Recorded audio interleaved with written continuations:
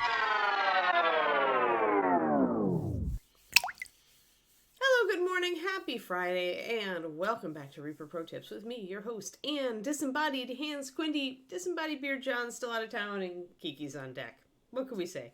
Although you can see a little bit of her fur, I think, in the camera. She's sitting right at the entrance to my room, and she's just like, nah, I'm just going to tease him for a while. Happy Friday. Happy Friday.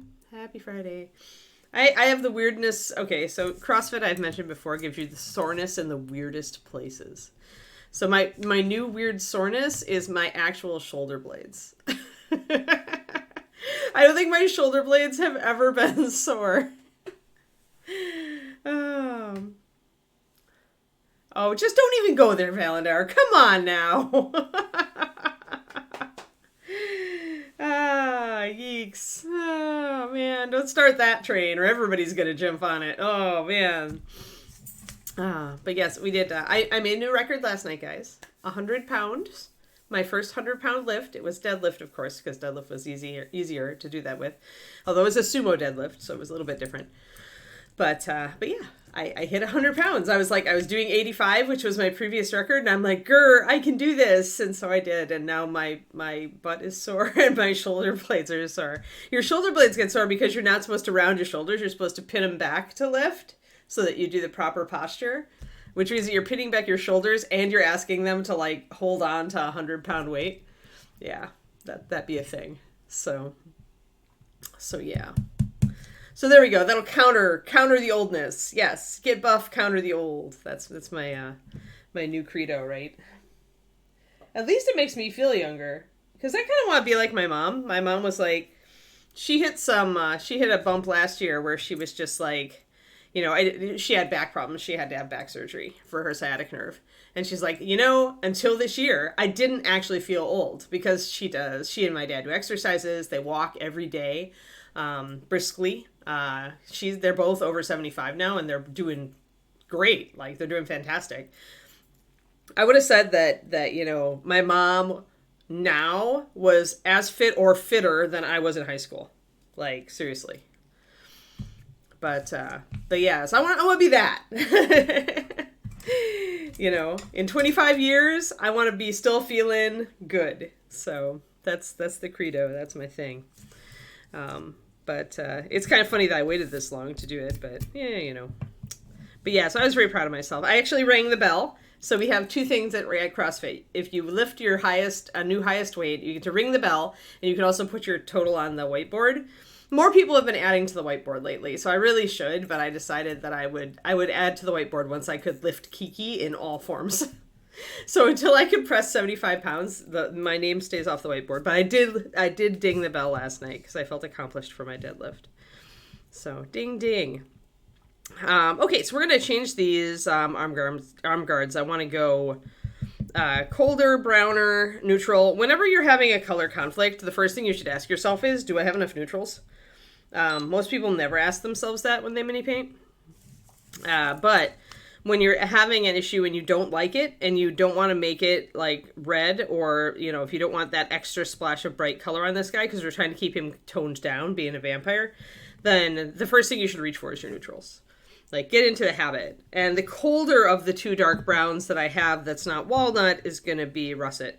I don't want to go with walnut because I think I am going to be putting black on this guy because he's a vampire. So walnut is a near black, and I don't want two near blacks fighting on this figure. I would rather go with a dark brown that I could work with a little bit better. Why are you here, walnut? Where's my black and brown? And here I am talking about how we should use black and brown, and I grabbed the walnut instead. No! Ah! Why do I have two walnuts? Ah! It's an emergency! Ah! Dang it. Well, dang. I might have to mix something if this keeps up. Now I'm annoyed. Everybody. Where's my oxide brown? Why do I have 16 zillion oxide browns and not an oxide red on my thingy? Man, I've just totally grr. Aha, there we go. Because if I don't have my black and brown, or more likely I have accidentally stored it in my drawer. I don't know why I have totally managed to misplace it. Ah, new paint racks. Nice, nice. Nice, nice. Very good. I was just about to start writing about storage systems in the paint book, actually. It's just a little overview section. Like, this painting book is not going to sit there and list all the different places and brands you can get paint racks. It's really, those are optional equipment in my opinion. Let me just look back on my desk and see if I've got my black and brown back here. Maybe I do. Haha, I do. All right, I don't need to mix it after all. I can mix it, but I don't have to. All right, black and brown it is. But yeah. So I've been working hard on the painting book, just cause. In addition to, as you guys know, yesterday I put up my new video on green stuff onto the Patreon, the new fundamentals video. It looks like I'll get three fundamentals videos in this month, which is 2 more than I usually would do and 1 more than I planned to do. So that's kind of the plot. We're going to try to 3D printed options. I actually am including 3D printer at the top of the optional equipment. I still consider it optional, and you certainly don't need it to enjoy miniature painting. But it is like the thing, right? It's the thing. And now, and it opens up a lot of options for you, for monsters especially, if you're in this for gaming. So I had to go there. But I'm just going to mention there's a lot of organizational systems with, and pretty much leave it at that and include, like, you know, pre-constructed and construct your own and 3D printed, depending on what you want to do. But yeah, I'm not going to, it would honestly be a waste of space in my opinion to go into all of that and all the options in depth, because the point of this book is to teach you how to enjoy your hobby and your painting. You can go and get your extra bells and whistles all you want, but my goal with this book is really to say, here is what you need. Here are some other things that might be fun, but here is what you need, right? I want the person reading this book to get into the nitty-gritty fast, so I want to not overwhelm them with choices and gear. They'll get plenty of that online once they start looking at miniature painting.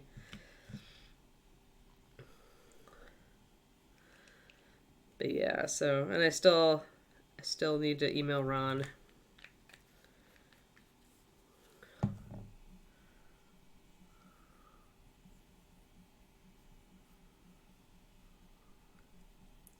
I was thinking about my options yesterday, and I am one of those people who, when I have like a lot of hard options, I'll just kind of lay them all out and like write my pros and cons list. And so I've got, like, with this book, one of the options, hypothetically, is ask Reaper if they would do it for me and then make it completely Reaper-centric. Second option is I run the Kickstarter myself, but I ask for Reaper's help. And third option is I do it all myself. Figure out how to do it all myself. And I was pretty much leaning toward option number 2.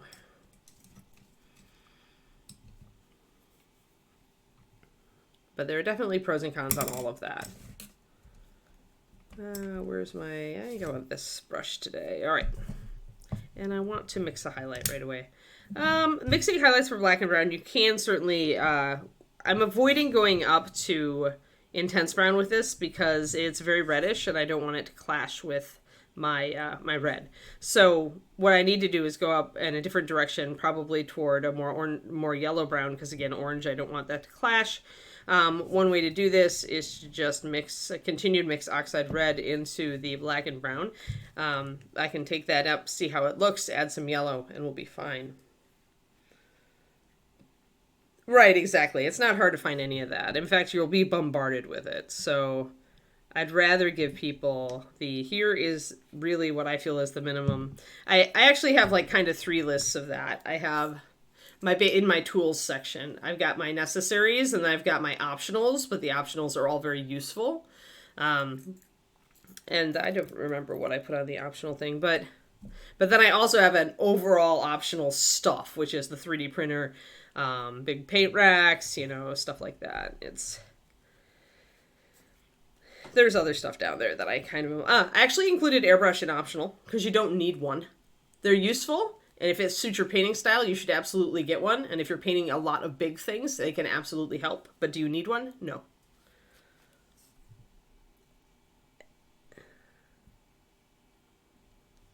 All right, so I'm putting about 2 drops of black and brown and 2 drops of oxide red. I want to kind of see how that is. So pretty much we're starting with a pre-mixed color, black and brown. However, then we're putting in, and we're mixing with pure pigments, right? So oxide red, and if I add a yellow to this, I'll use either lantern or yellow oxide. But I want to see how this brings it up first. So it's bringing it a little lighter, but it's not really bringing it a lot lighter. It takes time for that oxide red. There's so much black pigment in black and brown that it takes time for oxide red and its friends to overwhelm that black pigment. So we'll see.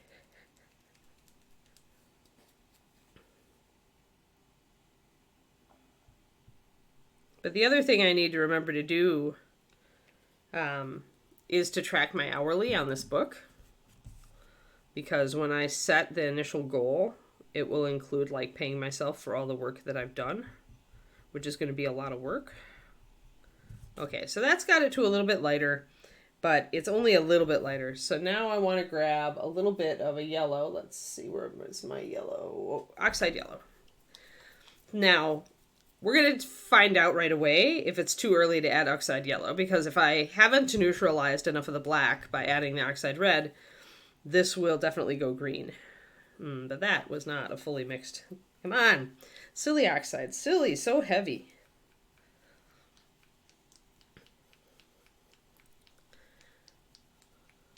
But yeah, whatever the beginning goal is of the Kickstarter is going to be based on my hourly to make the book plus whatever it costs to get somebody to lay it out really nicely. All right, so that's actually nice. That brought it up a little bit lighter. We can see that it's also graying it out a little bit, and the reason for that is we do have a lot of black in this. It's not just mixing brown pigments and red pigments and yellow pigments. So that means it's going to mute it a little bit. So that's not as light as I need it to be, but it's a good start, and I can take a little bit of this. We'll use this to highlight, and I'm going to take it a little bit over this to here, and I'll add in another drop of yellow oxide and some white.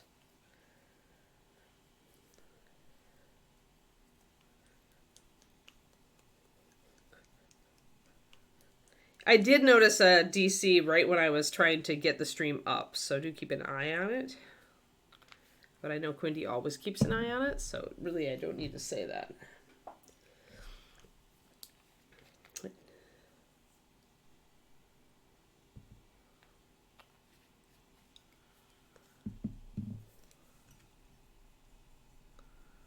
All right, so mixing some yellow in and then adding that white in, we see it really gray out. See that? And that is because of that legacy of black pigment that we have from the black and brown. So had I used russet brown to start this as a different dark brown, we would be much more saturated at this point. Even with the white, we'd be much more intense and much less grayed out. However, this is a really muted model. If you recall, I mentioned that we were going to have to gray out everything, and I was even using some driftwood brown to gray out that red so that it would not be as disruptive. So that is absolutely in line with what we want. So we're going to hit a bunch of the leather with this stuff.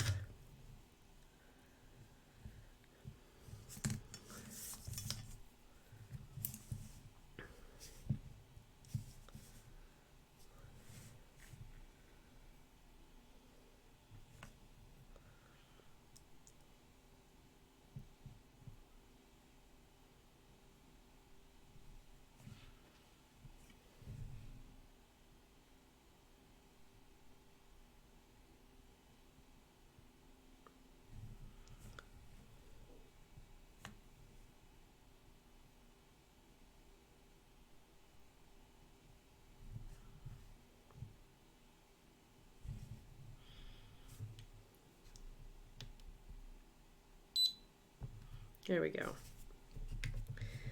The other thing I'm going to need to do with this book is I really can't mention any trademarked products by name unless I have permission. So I'll be talking about like things like brush cleaners in a very generalized way.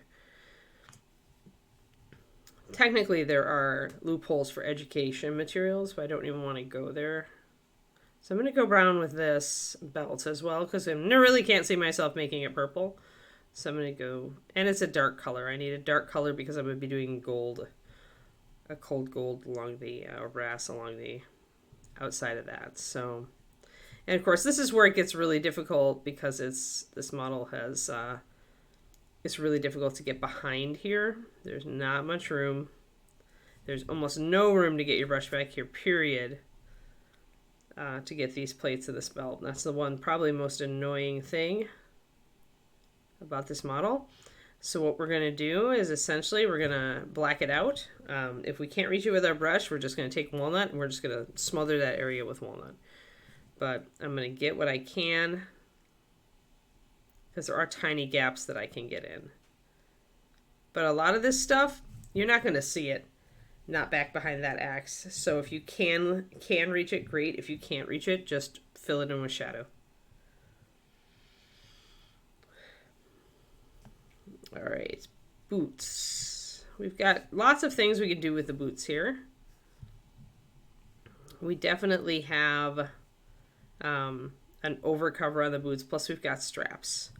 So we could make that overcover red, or we can make the straps purple. We could do different things to that. I need to decide what I'm going to be doing with the fringe here too. And the back of this belt's all going to be dark brown. So let's just fill that in.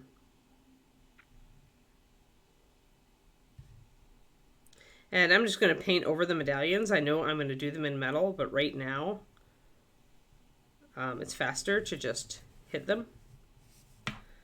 I'm going to use this dark brown to do the kind of outside. Actually, I'll probably do this entire belt.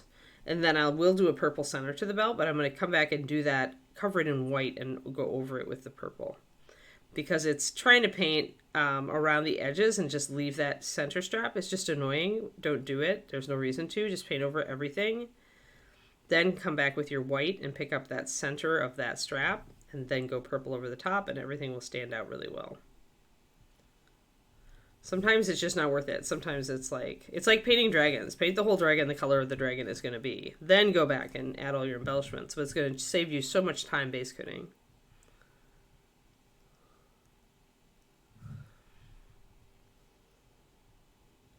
Whenever there's fiddly bits like that.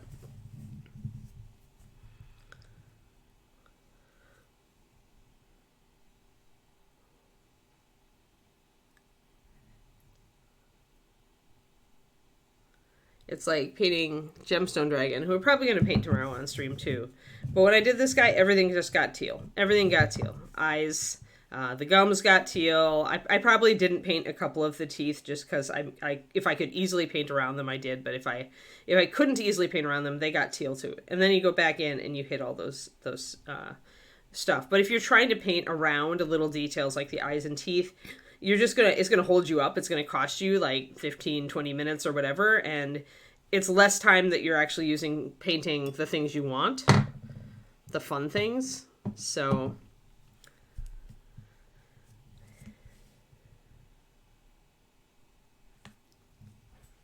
but yeah, we'll do Crystal Dragon tomorrow. I think I'm more in the mood for that. I've been thinking a lot about the owlbear's basing, and that's like got me kind of hung up on the owlbear right now, so I'm holding off on finishing that. So for this stuff, there's some options here with the red.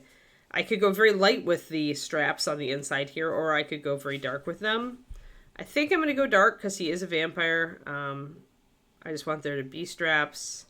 They don't have to stand out. If I go light, the straps are going to stand out more. And I don't necessarily want that. So I'm going to start using this dark color to cover up these little straps that are strapping the skull onto the top of the shoulder pad. There are also little rivets, and as you see, as I add the straps in, we take the red way down. So now you can see that there's a reason I kept it pretty bright, is that it's being de-emphasized just by breaking it up. That won't happen so much over here. We've got a lot more area that's not being broken up by anything. But then again, I also shaded them and only brought the red up really high on the top. So you've got touches of that bright intense red there and there and there, but it's not taking over the figure. And after I do this, I could decide, oh, you know, I want some more red. I think I'm going to make this scabbard red, right? Or maybe I decide to make the top of these, the thing on the top of these boots red. Or the straps on the boots red. You know, I could do any of that. So I think I want to do brown for the covers. Well, maybe I want black for the covers. But I'm doing a lot of brown right now. I don't actually have a lot of black on this model. So I'm debating. I'm like, The thing about barbarians is they have so little clothes. You don't have room for color accents. You don't have a lot at all. So it's kind of obnoxious. I could also do black fur. Black fur is more difficult, but it would let me put a lot of fur. It would let me put this a lot of this fur and make it use it to take the model darker. So that's a definite option. And the more I think about that, the more I like it. Going black with the fur. Although the thing about the fur also is you can use it as a lighter accent, right? So I have to look at where it is. If there was fur around the shoulder pad, there's I think a tiny bit backing it. Yeah. The fur around the shoulder pad, if you took it light, it would help to make this kind of stand out. I haven't decided on the leather wrappings here. Hey, Kellabone. On what they're going to be. But they probably should be a lighter color because up near the face, right? So I'm like looking at that going, what am I really going to do here? And I don't want to add too much light to the bottom of the figure, and that's a lot of fur weighting down the bottom of the figure. So I may need color accents down here. But I think I am going to I'll go brown with this drapey leather and maybe even highlight it with just a tiny bit of purple. I could do that. I'm going to sit and wait and see what I want on these straps down here. So let's go brown. We'll go black with the boots.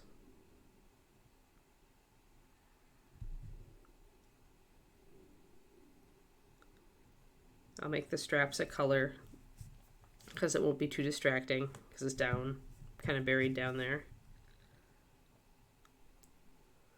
So sometimes with these models, you have to lean into your neutrals if they're very complicated and they have a lot of different layers like this one does. And a lot of different details overlapping. You got to lean into your neutrals and you just got to go bit by bit to figure out what might look good and always be willing to overpaint. Even now, I'm willing to overpaint a lot of stuff on this figure if it doesn't work out. Because sometimes no matter how good you are at figuring out like colors, you just can't, like, you make the wrong decision. It's just the way it is.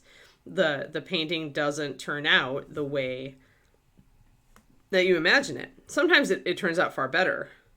The $5 PDF I'm working on my Patreon right now is one where I actually did the Derek Schubert thing. Hi, Derek, if you're out there.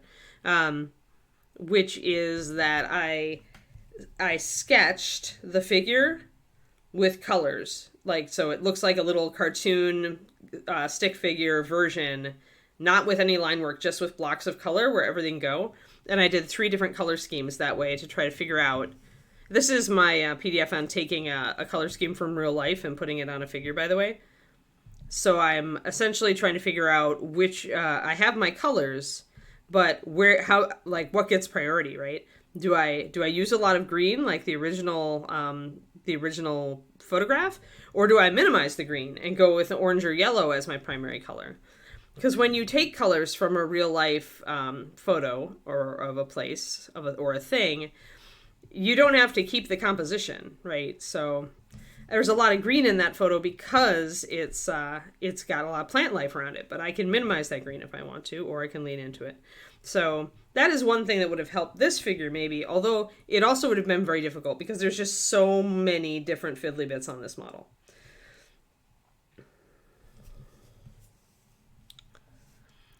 I want the model to look good with my aesthetic sense, Pendrake. So I won't. Essentially, for me, it would just be lazy not to change the model. I won't do that.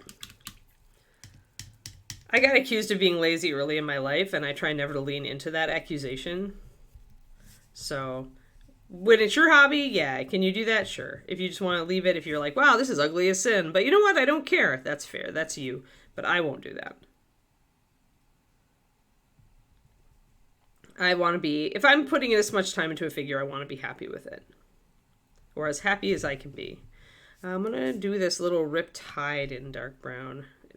I keep forgetting it because it's just kind of sitting here. But I want a dark color next to the skin, and I'm going to have so many colors going on as it is that I don't want to put something new down there.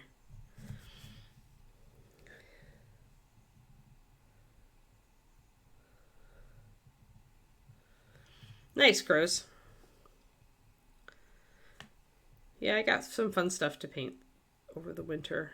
That should hit me. Maybe it'll come over the weekend, which is good because we'll start on our Christmas minis probably right after Thanksgiving. So Quindy, well, once again, I'm hoping it will be done. Like, we'll finish a couple. We're really close. I guess not like super close on, like we're close on Listerly.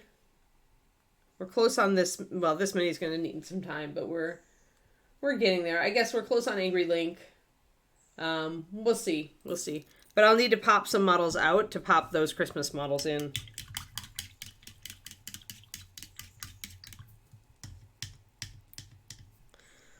So we're switching around a lot of our minis these days. We will always come back and finish the ones that we've been working on.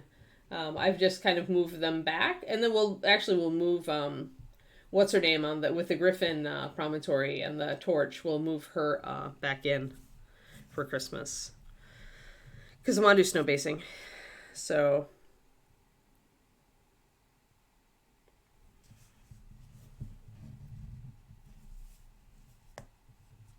All right, I gotta fix this purple down under here. I'm just excited to paint that Dragonborn. That's this month's preview figure.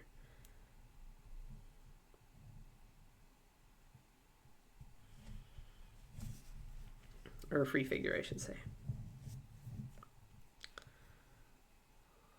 And we'll get the straps on the top here.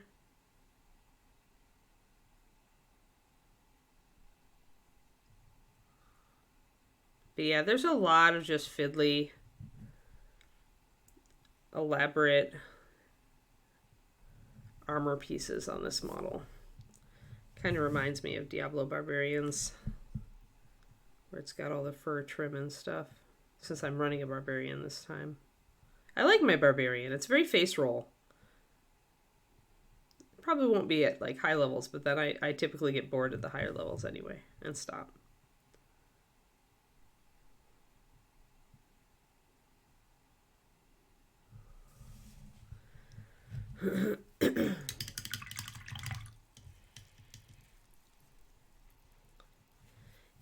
But I that doesn't so much work, Pendrake, because I like to be predictable with the rotation for Quindy. It just makes it easier. Yeah, I need to, like, eventually I'm going to have to learn sculpting. There is not a Hellhound on this earth that it, like, fits my mental image of Hellhound. I'm just going to need to learn to sculpt my own Hellhound, guys.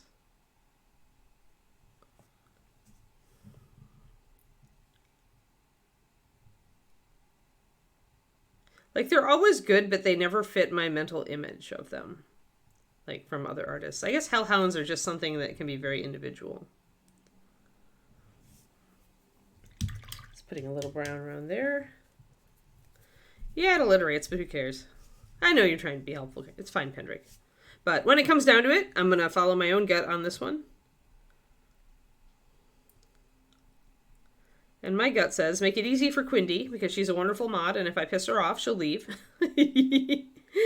And also, sometimes I just want to go with my own whimsy on this. It is my choice. I don't want to be bound into Finish Fridays. This is the thing. When you start something like that, and talk to somebody who knows, who has a Patreon, when you start something like that, you must follow through on it. And that creates an obligation, which creates pressure, which creates stress, which then, makes you not want to do it anymore. If you're me. I want more fire. I want elegant curls of fire coming off of a really kick-ass wolf. That's what I want with a hellhound. And maybe some armor. Maybe armor. I'm not opposed to armor. Cool doggy armor plates, Most of the hellhounds I see are like too undead looking, too spiky, not enough fire, just not really wolfy looking. Like there's some mastiffy looking ones or some, you name it. But what I want is like a kick-ass dire wolf with curls of flame rising off of its mane and its shoulders and its back. And maybe its tail, but that could be harder. We'll see. Maybe a fiery tail. And with like a spike collar's cool. Armor's cool. Like that's my vision of a hellhound. And nobody does it. Like nobody, because fire is so hard to sculpt. But you know what? There are sculptors out there that are great with fire. And now with 3D, you certainly could do it. Could do the kind of the wispy, thin. It would be more fragile, but you could absolutely sculpt what I have in mind and have it print just fine. So, yeah. That's what I want. That's what I'm waiting for. With hellhounds. All right. Yeah, part of me always wants to make fur light, guys, but I think I'm going to have to go dark with the fur. It'll match his hair.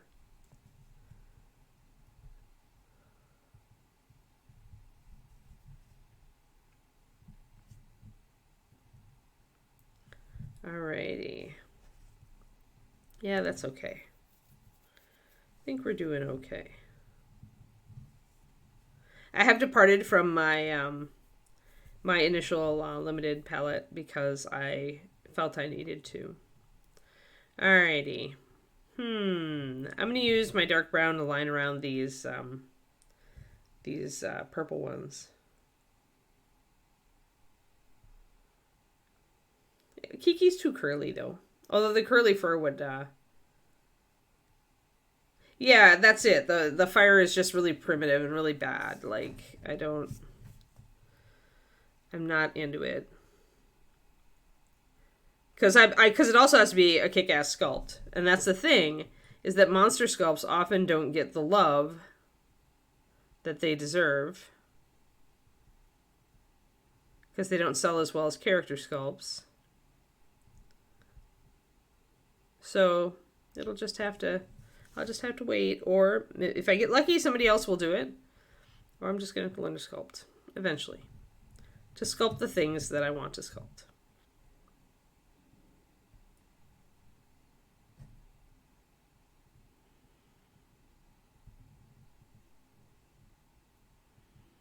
Like my kick-ass warrior dryads busts that I really want to see exist that nobody is sculpting. All of the dryad busts out there are sweet. I don't want sweet. I want the dryad that wants to freaking murder you because you cut down her tree friends. That's what I want. And I want several variants on that. All right, so there. Now let's get our black. I'm to the point of blocking now. I need to be able to see what I still need to paint and choose colors for.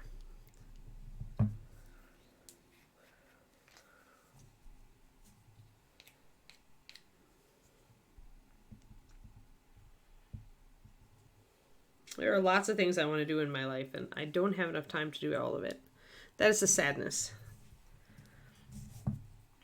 But who knows? Maybe I'll give up my idea of becoming a wildlife artist when I'm in my 70s, and instead I'll become a sculptor.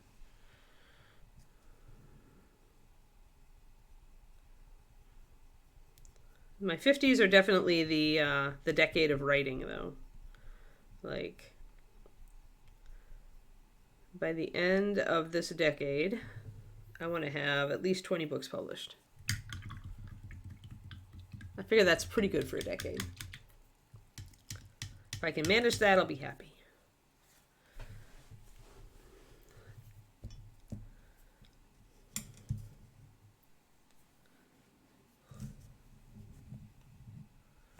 20 books published and finally have my painting book published. Maybe even finally write the Shiloh Shepherd book I've been trying to write for years now.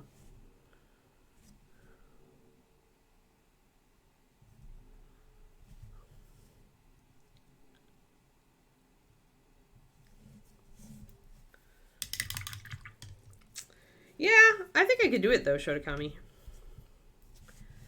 We'll see. This book is going slower because it's really, I'm writing it from, I'm not working on a book I've had written for ages. But I mean, progress is progress. I still, it might take me longer than like the 2 months I was hoping for to finish North of the Wind, but it's very likely that I will be able to finish it in 3 to 4 months, which is still within my window. Might mean that it comes out in March instead of in February, but this is a new process for me, so I'm and then the Cozy Fantasy series is really like, they're much faster.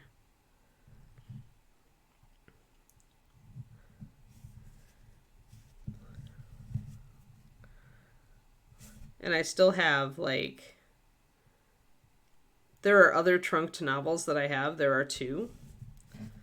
One of them is definitely finished and is part of a duology. It's an urban fantasy paranormal romance. I think I mentioned it. It's the Fae book that I had. I want to rework it. It needs reworking. But it won't be any more work to rework it than East of the Sun was. And that's a book that's already done. So I need to write the sequel. But I think it's doable. I do, because my focus is where it's at. This the painting book thing will slow it down a little, but it still counts as a book. So I'm trying to work on the painting book just a little bit every day, even if it's just like a paragraph.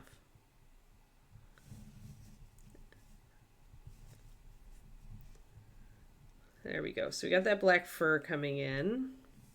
I'm going to want to highlight that brown up quite a bit to stand up to the black fur.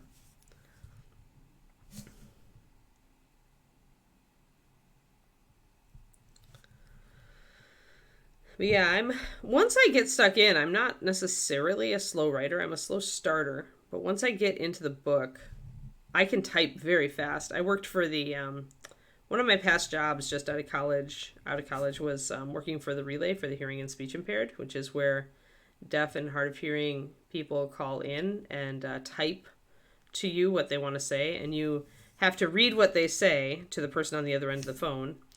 Now, of course, AI stuff's probably going to take over that stuff, but you also need to type back to them what the person on the other end of the line is saying. So you need to be a very fast typist, fast and accurate. So when I'm really, really running, I'm over 100 words a minute at my typing. So when I'm in a story and I've got a scene in my head, I could blow through 2,000 words in an hour and 15. Given that's not most days, right? But, and then editing takes longer, but these days editing doesn't take as long because I've gotten to be a better writer.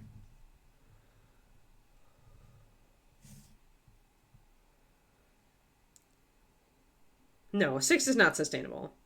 Yeah, that's what I was saying. So in 10 years, I want 20 books. That's 2 a year. I think that's totally doable. If I get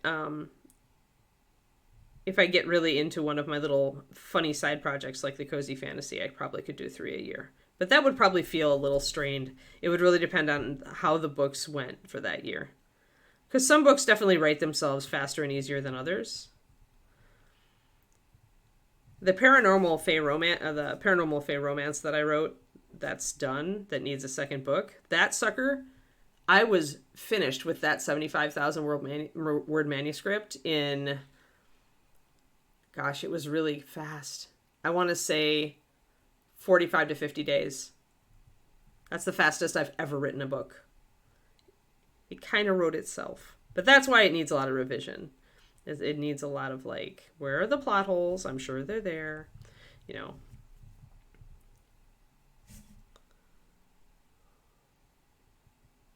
And it's probably more an urban fantasy than a paranormal romance, although there is romance in it. the main character's growth arc is the primary like way to power the story. So it's not really a romance. But yeah, sustainability is a new catchword for indie authors, because after the market pretty much just rewarding you for writing a lot of stuff really fast and a lot of people burning out, the market is now rewarding you for writing good stuff and really putting yourself into it. It still will reward people who write fast, because there's always more readers like wanting more new stuff than the writer can produce. But lately, all of the indie author like seminars and you name it have been very much coming down hard on like sustainability. But yeah, I think 2 books a year is very reasonable.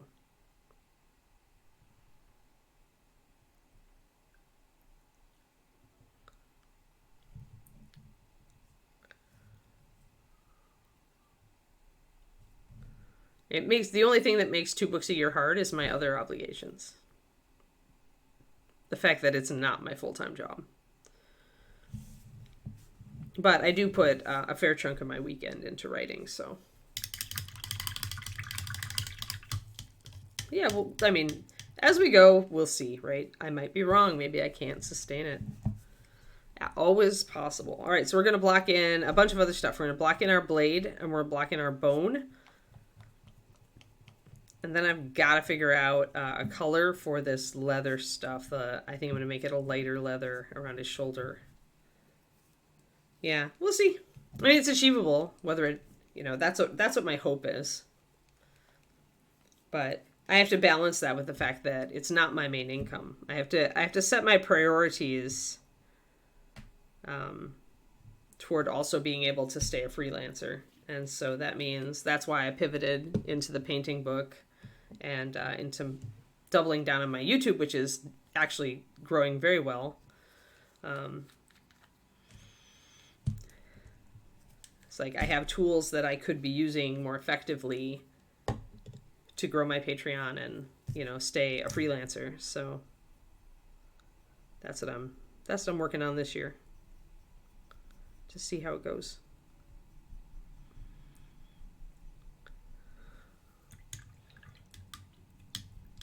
Hello, Static. Right. Well, that's why it's like 75,000 words is a very fast write for me. And, but the Bear King's books are between 100,000 and 140,000 so far. So I suspect North of the Wind is going to be closer to the 110,000 mark, but I won't know. Oh, I thinned that way too much. Cloudy gray. Need to thicken up my cloudy gray a little bit. Hold on, guys. I kind of habitually thin everything 2-to-1 at this point, and it's biting me.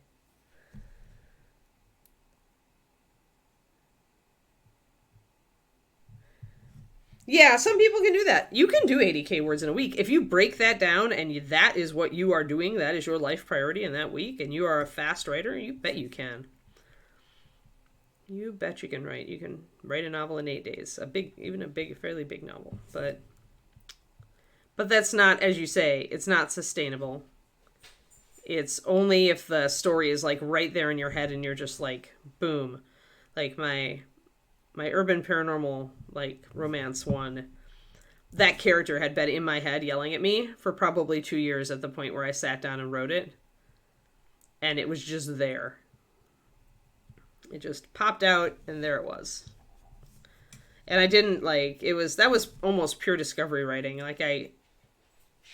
I would kind of get an idea for what was happening next during the day, and then I would sit down the next day and go boom and write out that scene. Which is why it's going to need a lot of editing, but the character is fun, so I'll definitely finish the second book and put it out at some point. Put the 2 of them out. Just for fun. There's just for funsies. Much of my writing is for funsies. But that wouldn't help the story, Pendrake. You should never, ever split a book if it won't help the story. Like and I'll tell you, I ended up splitting East of the Sun and West of the Moon used to be one book. And so I have direct experience with splitting a large work. But it was painful. It took years of rewriting. It was non-optimal every step of the way. The book still turned out very well. Could I still just flop them both together and make a 250,000 word novel that was great? Yes, absolutely I could. Cliffhanger is not for the win, actually. People hate those, Pendrake. People who buy your books hate cliffhangers. Market research shows, actually. So, these things I can say with confidence. But I would never, like, my whole point is writing the best story I can. Like, that's how I get, that's my energy pennies. That's what gives me energy as a writer. And so I would never do that just to make some arbitrary length. Or to say, I want to, get to 20 books, but I'll just cheat, so I only have to write 10. Like, that's just dumb. That's not something I would ever want. Okay, and I think the bottom of this arm guard might also be black.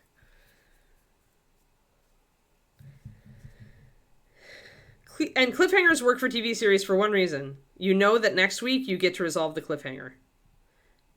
Unless you're releasing a book every week, it's not going to work. If you wrote all your other books in advance and then released them in the rapid release tactic, you might be able to get away with it. I know series that do. Actually, the novels that I read from Royal Road and other, like, mostly Royal Road stuff, that they do that because they know that in just, when they finish the book in another couple weeks, they'll start the next one, and the readers are, like, willing to take it. Like, that's okay. They'll come back to read when it restarts with the next book. So, but the downside to that, as somebody who wants to be a good writer, like yours truly, is that I hate books without satisfying endings. I tolerate them from this Royal Road author because his books are all out, and the minute I end one, I can start the next one.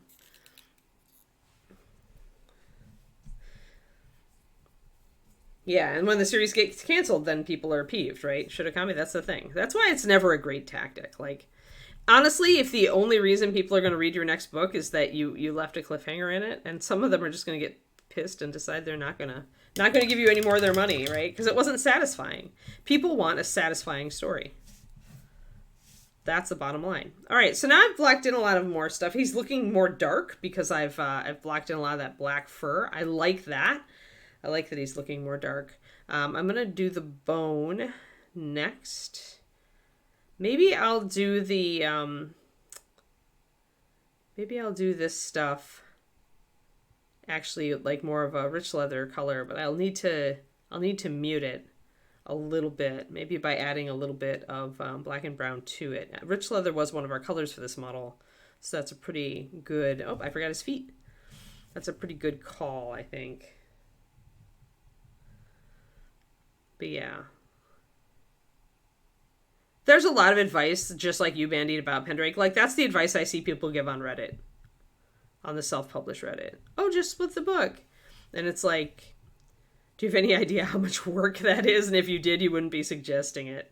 Or you did split the book, but you did a crappy job at it. So now people aren't going to read, like, they aren't going to follow you.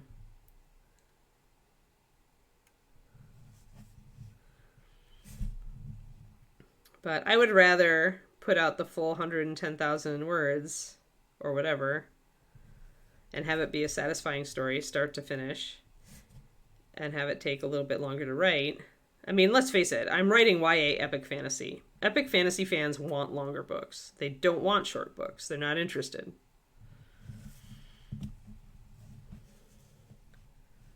All right, so yeah, now we're definitely darkening down here. We're pretty good, Richard. We're talking about writing and like the gymnastics of that. My goal is 20 books published in the next 10 years and whether it's achievable, and just sustainability in writing and why you shouldn't just take a long book and cut it into two. The problems that can come from that because I've done it. That kind of thing. All right, so let's find a good bone color. I know I have a good bone color here. Skeleton bone.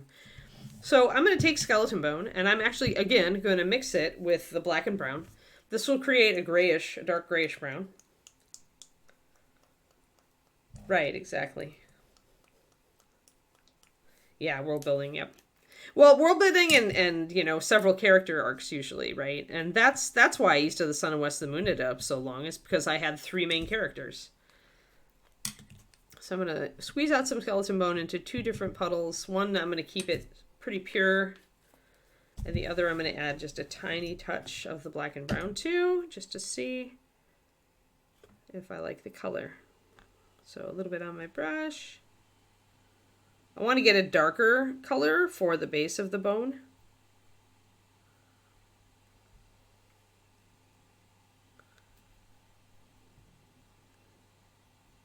So that I have something to highlight up to. And I think that's going to work right there.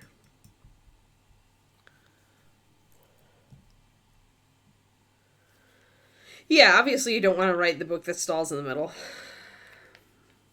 But if it's always, as a writer, it should always be the question of what serves the story best, right?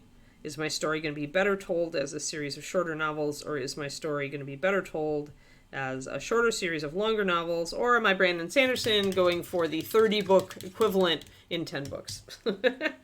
And Brandon is totally a unicorn. I get nervous when I see people pointing at Brandon Sanderson as an example, because it's that classic thing that humans do where they pick out the one outlier and go, but he can do it. It's like, yeah. There are a couple of epic fantasy writers out there who are fast and long, and he's one of them.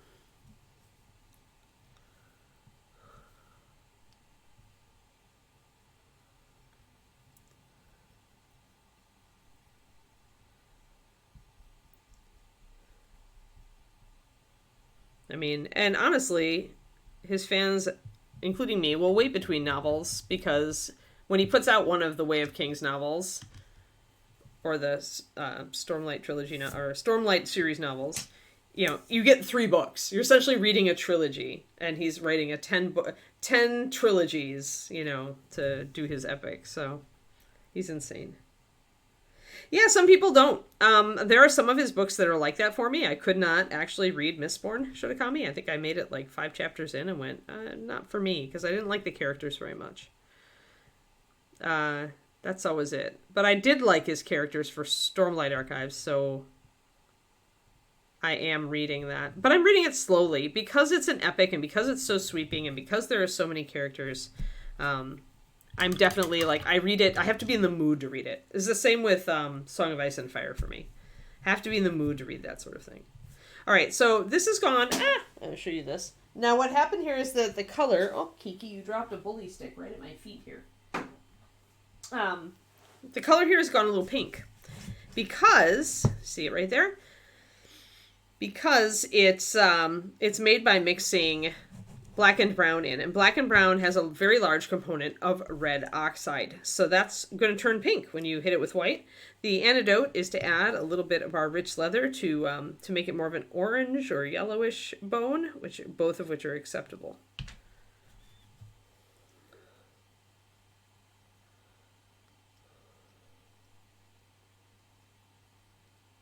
Yeah, you claim you read... If you listen to an audiobook, you've read the book. You've listened to the book, but you've read the book.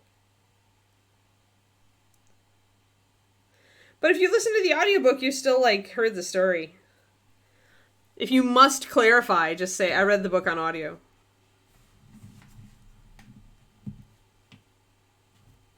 I mean, honestly, audiobooks are the fastest growing book market right now. They're immensely... I mean, I think more people are listening to some of these books than reading them, honestly. Plus, you can listen to an audiobook and it doesn't take up room on your shelf. So, it's definitely a thing that more and more people are listening to stories. Yeah. Yeah.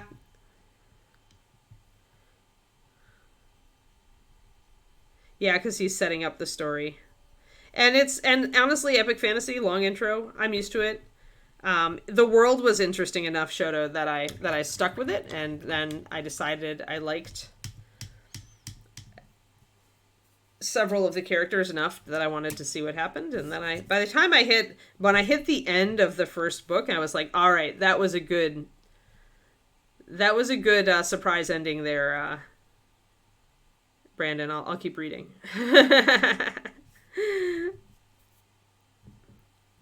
All right, so I made it darker, but it's still super light color. If I look at my color wheel value scale, the grayscale, it's a value 6, and I probably would rather it be a value 5. I could do 6 though. It's just not. It's thinned and it's not covering so well over this. Over the zenith. But it's probably better not to darken it down too much, because I want the bone to be kind of an accent. So, yeah, for sure. No, I mean, nobody's work is for everybody. There are plenty of people, I'm sure, who've picked up my book and don't like it. So you just got to be ready for that as an author. Like, no matter how good your book is, by somebody's scale, somebody else will absolutely hate it. And that's just it. That's just the way it is. People are different. So, I mean, the sooner that authors like me can just get their head around that and go, all right, and not take it personally, the better.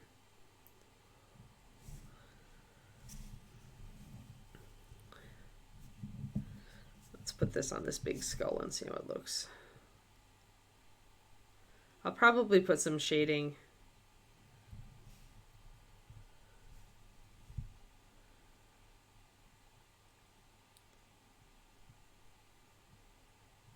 Yeah. Yeah, I think people who are like into their physical books and that's it. But you know what? That's where we wave the curmudgeon flag again, I think. Like, people are still reading stories, whether they're using audiobook or Kindle or whatever. I used to think I would never go electronic, but just the fact that I can load so many books onto my Kindle got me past that mental block pretty fast, because vacations. But the other thing is that I've realized, after having to sell off parts of my book collection many times over the years because of moves, I realized that I really only wanted to have physical copies of books that I really valued. And when I first buy a book, I don't always know if I'm going to like it, or if I'm going to decide, well, that was okay, right? So what I do is all my genre fiction gets bought on digital. And if I really like it, if I really like the author, then I'm going to invest in starting to pick it up on physical instead.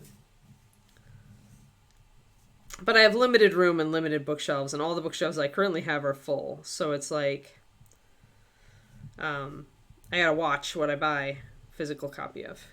There are some authors that I would still buy physical of, but a lot of my stuff these days is digital.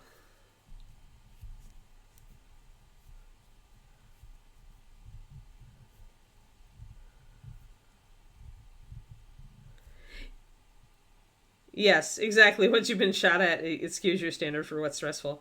I think not just that, Shotokami, but I've been through a lot of surgeries and stuff. My health was in real question at one point. It's still not ideal. I think that once you've had that kind of encounter with your life, you're just like, you know what? Some person just not liking my book is like 0 on the stress scale. Like, will it make me sad for a moment? Sure. Can I move past it pretty effectively? Yeah. Yeah, I can.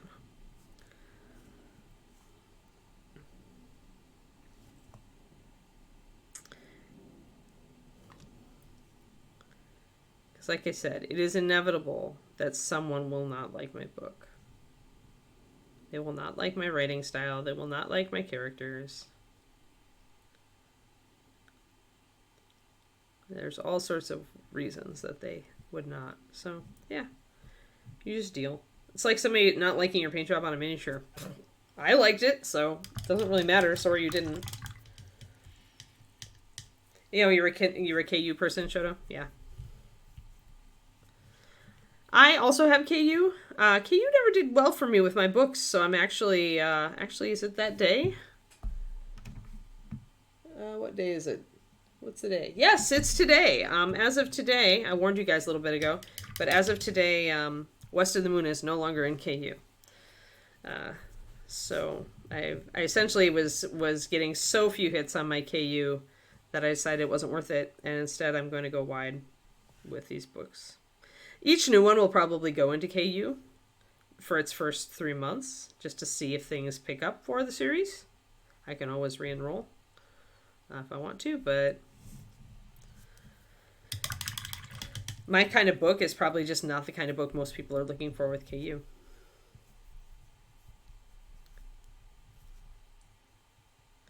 Right, Quantum, that makes sense.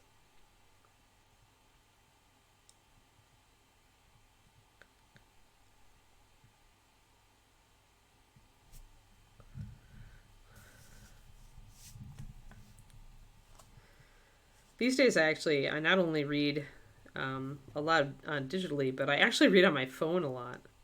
I was annoyed with how long it took my Kindle to turn pages.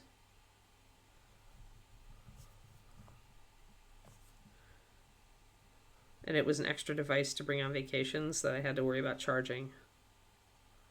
So I read a lot on my phone, more than I ever thought.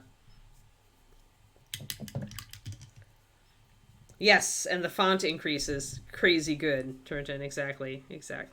And as mentioned by somebody just recently, it's expensive to read in paperback these days because the cost of producing the book and the paper and then actually making a margin on it, and printing and shipping and all the rest, makes it a little bit prohibitive for those of us on a budget to pick up a lot of paperbacks or hardbacks. So I'm going to mix some of my medium brown into this to get some shadows. I feel like I do want darker shadows on this bone. I'm just not quite there yet. And maybe the answer is to use my lightest leather color that I mixed that I still haven't used.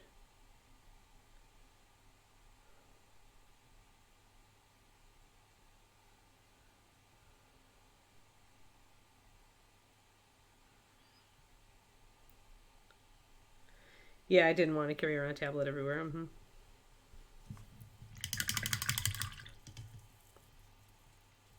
Still haven't decided on the straps on the boots. We'll figure that out. I'm going to keep the purple here. Keeping the purple on the front of the handle here. We won't really see the purple down here, so I'll probably do purple down there. And do red up here on the beard ties. Yeah, I've reduced my collection so much. Like the move out here was my last real blowing up of my book selection, because so I'm just going to put in some dark shadows here, because I just didn't have room in California. When you're moving in with somebody who already lives out here, there's very little room, necessarily for your own stuff. David was good and he did make space for my stuff, but it still is less space than when I was living by myself. So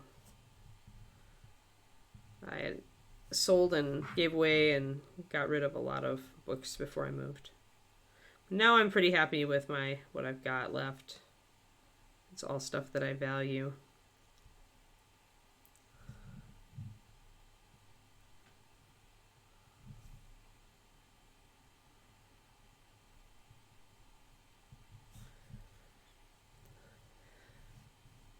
Yeah, I know, right? Your poor battery. I feel that. I really was running through my battery in Hawaii.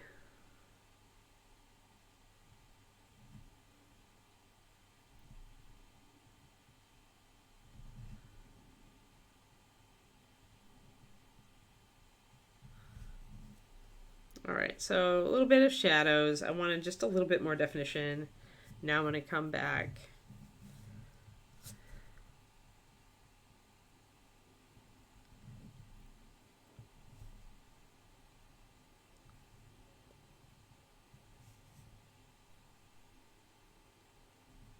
Start putting in highlights and blending the two together.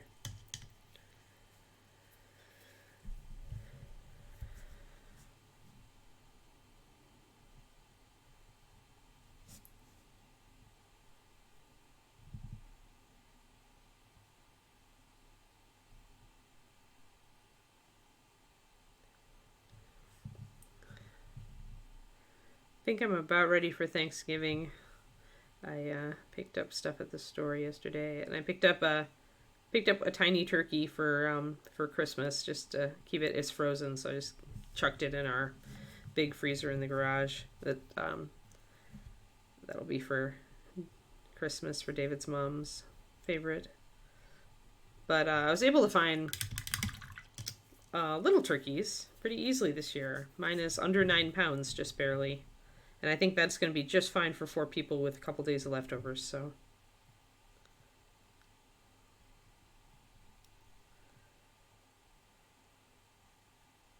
Yeah, that's true, Quantum. We have a couple of those in our neighborhood. They're very popular out here.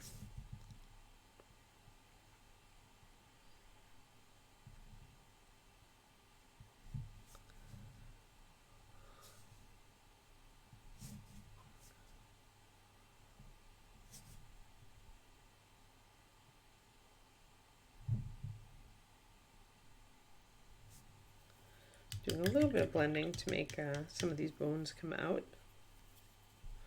So this is one of the big things that I noticed that people don't do when they're painting bone, is they don't make sure that they've got adequate shadows to bring out details. A bone, a lot of people paint bone and it looks like just a bone colored blob on a shoulder pad or whatever. Making sure that you put in enough shadow to make the details come out is important.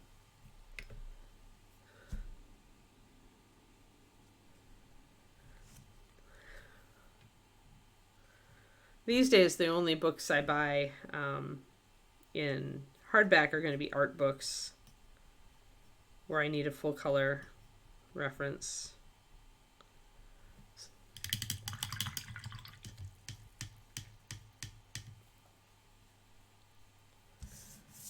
So of course, I've got my own books. This is why I need another bookshelf for the wall right here. Now that I know I'm not going to have a Kiki pen right there, I want a bookshelf for there, maybe another one. I have room for 2.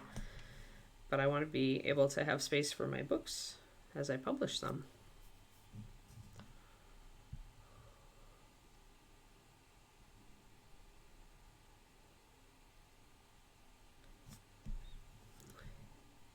Yeah, they just build up. And a lot of the books, I mean, there's definitely books that I've kept that I reread from time to time, so. But the font thing is huge, like you say, Turgeon. I really like being able to just enlarge the font. The problem is that I read a lot when I'm doing my stretches in the evening, and the lighting isn't great in that room. And I don't necessarily want the lighting to be bright either, because I'm, getting ready for bed. I actually do that trick where I turn the lights down and stuff. It really helps me to get to sleep faster. And so I don't want to increase the light, but I do like to. Instead, I want to increase the text size so that I can read it while I'm doing my stretches. So I definitely have... That's a problem for me, rereading series in the evening.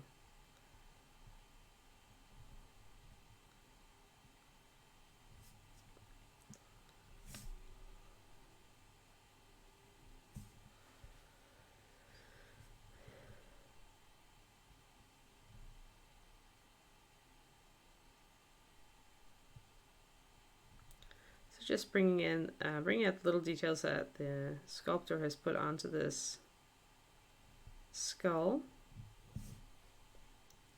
You can see the details now. It makes it more interesting.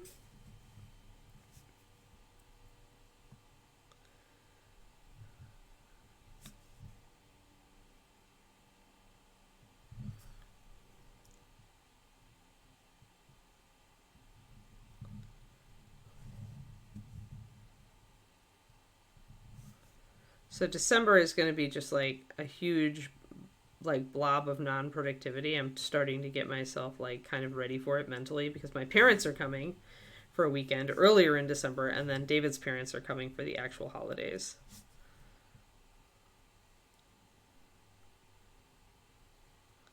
So I will not be able to do, there's going to be not a ton of time for stuff.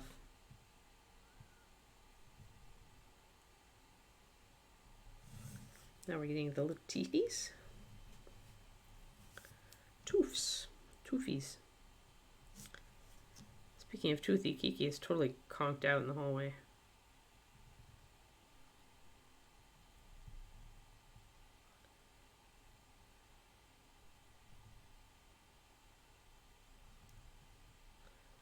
So I mentioned a while ago I wanted to add clover to our lawn so that it would make our grass healthier, and because I like it. We already have a little bit of it, but I've actually come to realize we have quite a lot of it, micro clover and the bigger Dutch clover. It's just that our lawn people put down nitrogen fertilizer and killed it all last year. It's coming back now, so I actually had to text our lawn person earlier and go, do not use nitrogen fertilizer, because I want that stuff.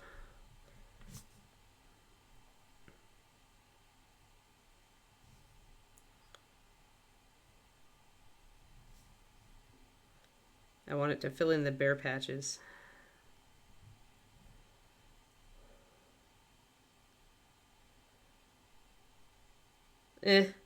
No, because it just takes me back to the days when all computers had the black monitor background with the amber text, or that was one of your options. I don't actually enjoy it doing that, Pendrake. So, or sorry, Turgeon. So I don't do it. It doesn't. It does. The white screen doesn't seem to impact. I always have it on nighttime mode anyway, so it's yellow. But it doesn't impact me getting to sleep, and that's the most important thing for me is, can I get to sleep right away?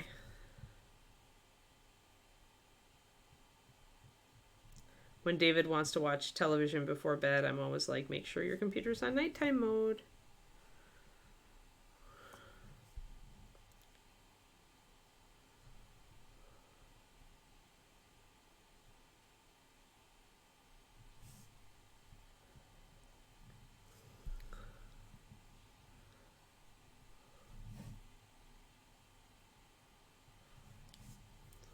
But yeah, I like my white screen. I like it to feel like paper.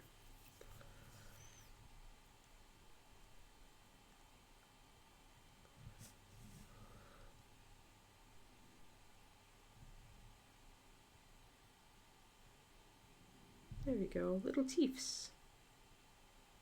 So the other thing about making the hair, the fur black is it's going to stand out well against this.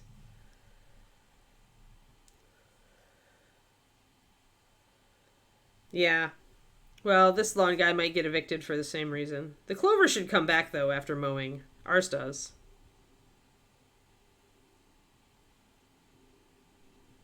It's the fertilizer that killed it last time.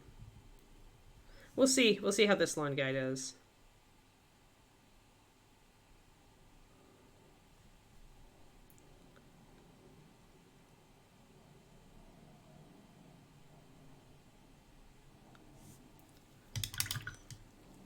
All right, so we've got our little toothies.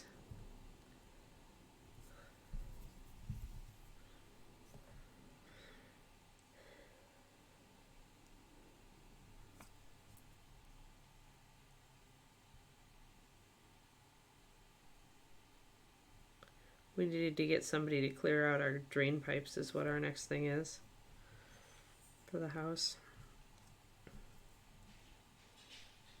Oh, I hear clicky paws. Somebody is no longer dead asleep.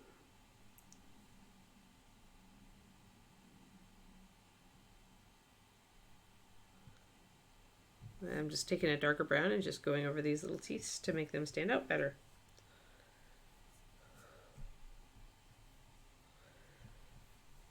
Yeah, I'm gonna plant some to augment the stuff that's already there. I'll plant it in the spring probably. It might be still warm enough here to plant it now. I just don't know that I have the time.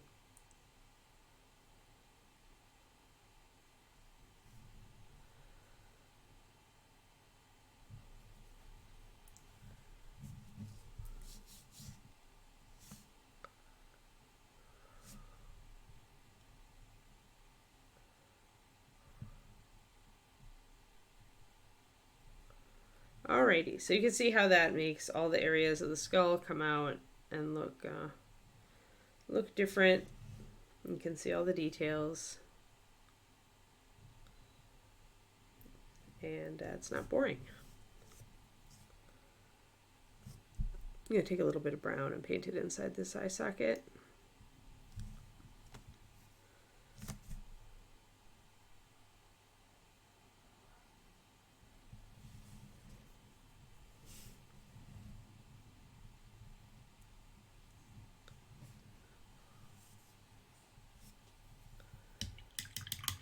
That's interesting, Pendrake. Our old lawn people in Texas automatically stopped service once the yard went dormant. Definitely not a great lawn person if you wanted to keep mowing a dormant lawn. I think you're better off without them. It's hard to find good lawn people. That was one of my most stressful things when I was when I had my own house briefly before I moved out here, was finding a decent lawn person. Harder than I thought.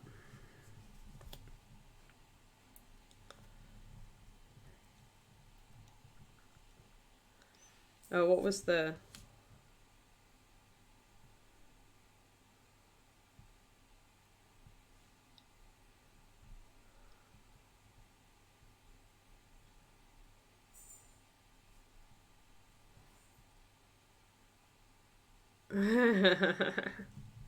Autocorrect trying to send people to IKEA. Crazy. I did just mention IKEA yesterday after we raided and somebody asked where to get a miniatures case. Maybe it took me at my word and it was like, oh, we should send people to IKEA.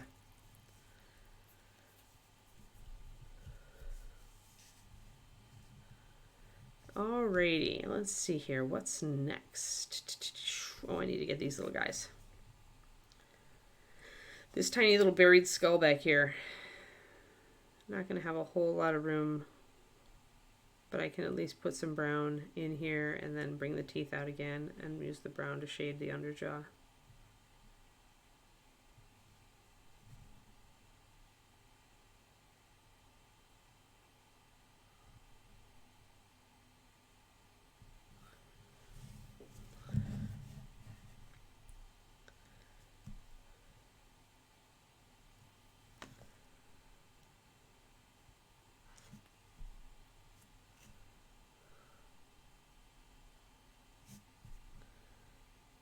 Time to buy that power mower you always wanted, Pendrake. Yeah, I can't remember. I went with one of those like national like services that works with lawn people to set you up with a decent person. Don't remember which one it was, but it actually got me an okay lawn person. So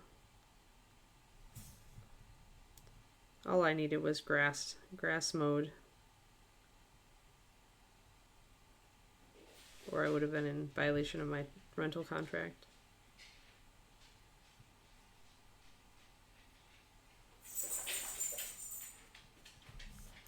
So we'll get those little highlights down there on those teeths.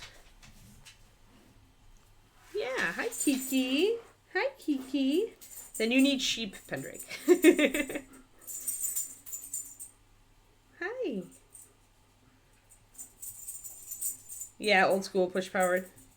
If you know I'm too big. Right, I know somebody in our neighborhood that doesn't have a big yard that uses the person-powered mower. The one that just, like, works as you push it. They're pretty hardcore, Kiki, right? Right, Kiki? Hi there, Big Fluff. Hi. How'd you get so big? Why were you such a big fluff? How are you such a big fluff? Do you want to come up? Yeah, do you want to come up? No, you just want pettins? You don't want to come up and meet people? Say hi? They love you. They love seeing the Keeks. You want to come up, Keeks? Baba. Oh, Baba. You come up? Can you come up? No? Okay. She's just like less and less. We spent so much time trying to keep her from jumping up. Too many trees for it to work well, yeah. Hi there, Kiki. Yeah. You can probably find an old push power motor pretty easy on Craigslist. I bet there are people who upgrade to the driving and the riding mowers that want to get rid of their old mower. Hi there, Keeker. Yes, who's a good Keeker? You're good. Yeah. Good girl. All right, Bubba. I have to go work. Yep. I know. We're almost done. Bubba. We just need 5 more minutes or so. Yes.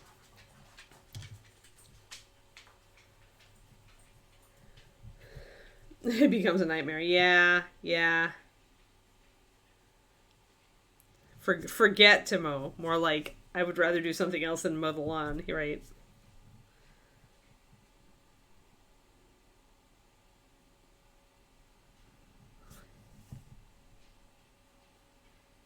David was thinking he wanted to mow our lawn when we first got this, and I was like, yeah, you probably want to get a lawn service instead. I convinced him. I'm happy I did, because it's just really nice to have somebody to do our trees, to trim the trees. So that otherwise be something that probably I would end up doing, and I just don't need that. I just do not need it. Yeah, forget. Yes. Hi, Bubba. Well, what are you going to climb up in my lap and say hi to the peoples? How about if I do this? Are you going to climb up now? Yeah. Okay, so Kiki's going to take over the face cam for a minute. Because this is what she really likes to do when I'm sitting properly. She just didn't want to jump up on my one leg because I don't think she feels stable. Yeah, I don't think you feel stable, Bubba. Yeah? Yes, you're going to rule the stream for a minute? Yes, are ya? Show people how big you are. This is my giant puppa. She's a giant. She's a giant puppa. Giant puppa, immense. So immense. Do you want to put your paws up on my arm? Yeah, is that what you want to do? Is that what you want to do? This is my giant snuggle hound, guys. Giant snuggle hound. Oh my god. Ah, the lickies. Ah, a licky attack. Ah. Okay, Doglet. All right. Hey, monster. Off, monster. What? You want to nibble at my pocket? Yeah, you want to nibble? You can't nibble at that pocket. That's not acceptable. It's not. You're so huge. Everybody on stream gets to see how huge you are now. Hugeness. Look at your head is as big as my head. What is this? This is not fair. This is not fair. I've got a giant dog. Oh, the giant dog. Giant dog eating my shirt. Off. Come on. There you go. Good girl. Nope. Off. Thank you. Yes, it was a complete floofy clips.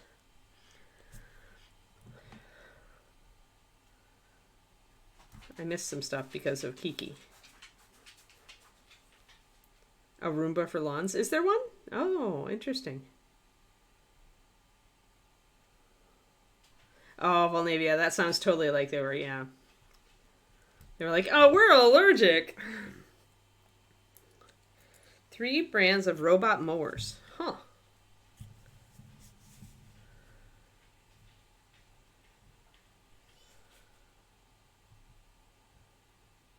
Oh, yeah. Yeah, sorry for the Kiki takeover there. It was total Kiki eclipse, yes. All right. And then I just needed to check that I did this, and one more highlight on the little skull, and check in the teeth on that skull.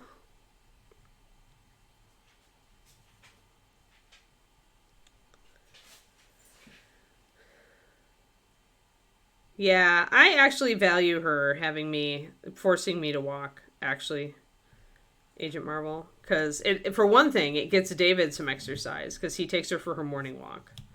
And it gets me more steps in the day, because I take her for her before lunch walk. So it actually, for us, it actually does work to make us more active. Which is a win for me. It's annoying, but it's a win.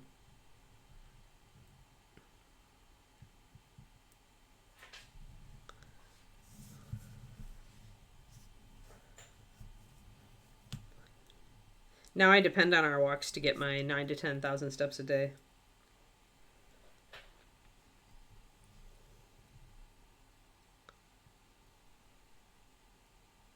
Yeah, I never used to. Like, we had a big enough yard in Texas that we would just, like, play frisbee with our dogs a lot. And that with the exercise, we didn't take them on walks because the heat and all that.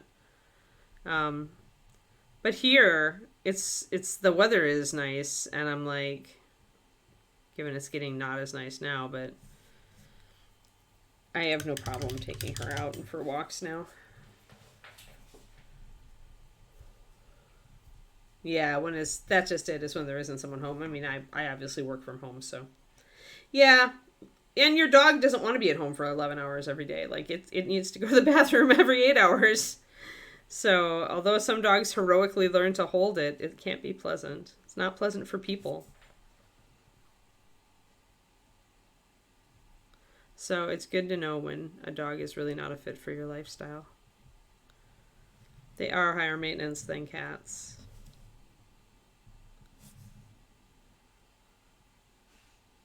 Although cats can get lonely too, depending on the kitty. All right, a little bit more highlight, and our bone is looking good. I definitely want this leather to be a lighter leather, as in not totally dark like this, but I don't want it to be a super light leather. I don't think I want to go with a tanned leather. Oh, his little pendant here could be bone or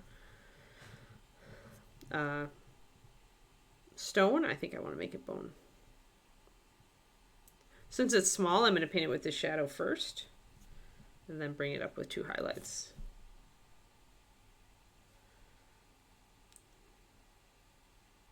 Oh yeah, serious workout. Yeah, Kiki was a puller. I mean, I'm working with her every walk. I work with her to pull less. She's better than she was.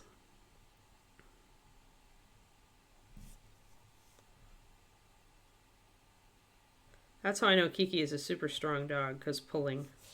Those of you who saw her at ReaperCon could watched her try to pull us across the con floor.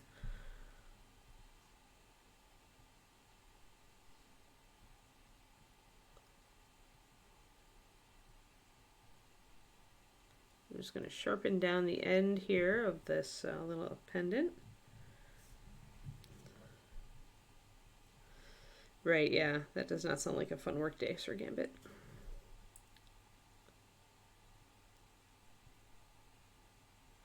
My work day very much suits me right now.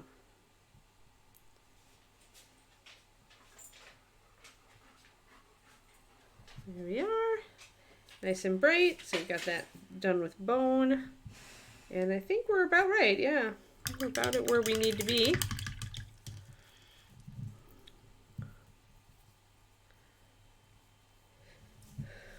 So just little things today that we made progress with, but we definitely blocked in more of the figure. We definitely have a lot less white space, which is nice.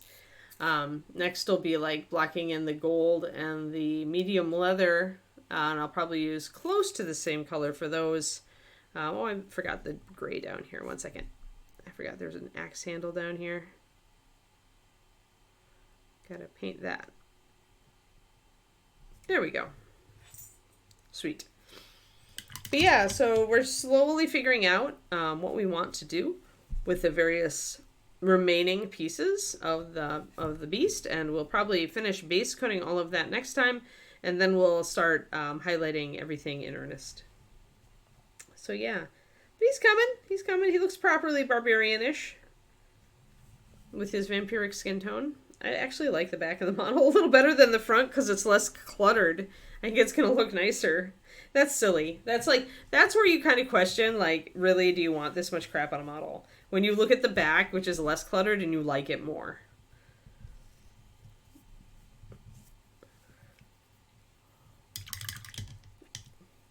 But yeah, all right. So on Monday we are.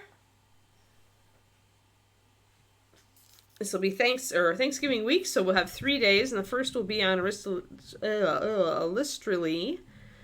We are getting close to her. We blocked in where the gold is going to be, so we need to hit that gold. I want to highlight her hair. I want another highlight set on her skin. And once we have that, then it's just some detailing on the shoes and the bow, I think, and the feathers here to get us where we need to be for this model. Should be a pretty easy one. She's got a standard broccoli base, so we'll probably just pop her onto a round base and then landscape her into it and do some grass. Do some grassy bits. And there we go. So, yeah, the pose. I wish he was more action posy. He's very static. Which is fine for a D&D character, because sometimes it's hard to, like, fit them into, like, scenes, you know, when you're fighting, it's hard to fit them up against other models if they're, like, too crazy, but he's still a nice sculpt. It's just, like, it's, like, a lot of stuff on the front, and you gotta figure out what to do with it all. So tomorrow, I will be streaming, oh dear, on my own channel, if I ever stop yawning, and we will be working probably on Crystal the Dragon. We got a lot of the shading down on this side last time. I just have a little bit more shading to do, all on this area, and then we can start highlighting all of these awesome crystals. So yeah, probably we'll work on Dragon. Yep, and that'll be 3:30 USA Central Time for the Dragon stream. So there you go, guys.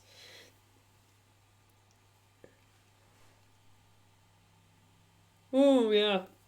Good luck with that, Richard. Just get close. Remember, you don't need to be perfect. You just need to be close. All right, everybody. Thank you so much for tuning in. I'll see some of you tomorrow on Twitch. And other than that, have a lovely, lovely weekend. All right?